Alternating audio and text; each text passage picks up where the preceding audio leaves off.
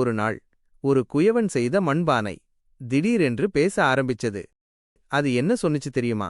ஒரு அழகான கிராமம்.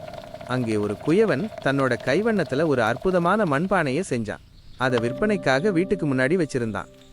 அன்னைக்கு ராத்திரி எல்லாரும் தூங்கிட்டு இருந்த அந்த அமைதியான நேரத்துல ஒரு மெல்லிய குரல் கேட்டுச்சு.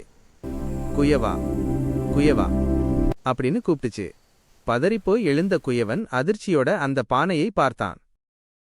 நீ என்னை வெறும் மண்ணா இருந்தப்போ தட்டி தட்டி வடிவம் கொடுத்தாய், அக்கினியில போட்டு சுட்டாய். அதனாலதான் நான் இப்போ இவ்ளோ வலிமையானவனா இருக்கேன்.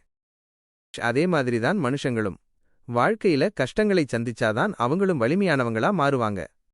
குயவன் சிரிச்சுக்கிட்டே சொன்னான், நீ பேசும் மண்பானை மட்டும் இல்லை, நம்ம வாழ்க்கையையும் சொல்லும் மண்பானை.